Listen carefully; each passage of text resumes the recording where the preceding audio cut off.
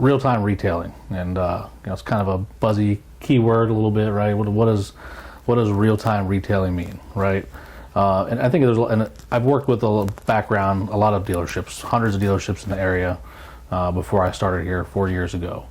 So I've seen how a lot of dealerships operate and their philosophies, and there's a lot of I'd say probably 65-70% of dealers still today in 2023, old school mentality. Hey, just get the customer in. Just get them in the door. Let's set an appointment. Don't give them information. Get them in the door. Give them a little bit to get them in, but we want to figure it all out here, right? Where over the 4 years we've been here, we've taken a step further. I mean, when I got here, I talked to my general manager and Kush and the team. I said we need to find a way to make it easier for customers, right? We need to provide almost a frictionless experience. In automotive, there's never truly a frictionless experience.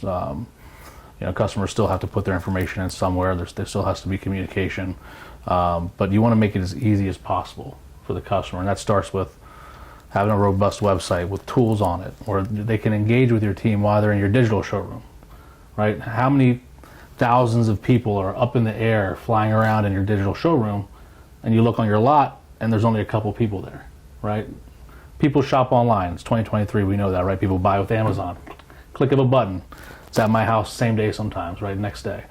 So how can we, as car dealers, provide that Amazon-like experience, right? Which is what I think we do better here, and is what really has accelerated our growth. And the team's adapted it, where the team is, and the philosophy from the top down is, we don't need the customer here. If they want to come in, great, come in.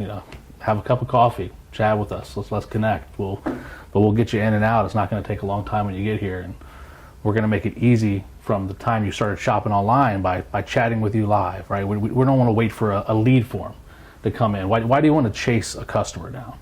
If a customer is there engaged actively, they're on their phone, they're at their house, they're looking at a car, they have a question, why can't we answer that question in real time? It seems simple, but there's probably 10%, 15% of dealerships, and I don't have this exact stat in front of me, it's probably out there, that are even trying to engage in real time. Most of them are using the BDCs that work out of Detroit, making $15 an hour and just trying to collect contact information, not really trying to assist the customer. So I think it's important to be able to be there with them when they're chatting, even to take it a step further like we do here. And if they're inside your digital retailing tool, every dealership probably has one of those. It happened with COVID. It was the boom of digital retailing in the digital space. When I got here was, hey, we need to get a digital retailing tool. COVID happened a month later, the world shut down, and thank God we had just got it installed on the website, because it was literally, customers were shopping at home. They wanted to engage with it, right? It really pushed forward the revolution of, hey, let's make it easier for customers. We took that experience from the pandemic, right? And we still do it today. It's the pandemic's, you don't hear much about it anymore, right? But we're still operating in that same fashion at the dealership. So engaging with them when they're shopping for a car. Hey, Mr. Customer, my name is Ralph. How can I help you today? If you need help, I'm here at the showroom. You can call me, we can chat, whatever you need. Customer might not respond to you while they're shopping at that moment, but they'll know you reached out to them. They'll know, hey, this dealership actually cared. I've got 3 other dealerships down the road that it's been 3 hours and I submitted some information, they haven't even responded back to me yet.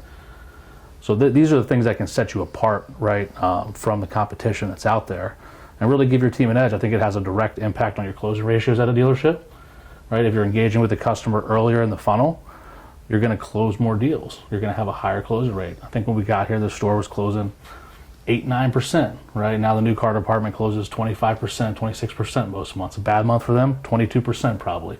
And I think that's a big impact, is being in front of the customer. They've already talked to you once. Now it's easier to work that deal. You're working it from the jump, from when they started there.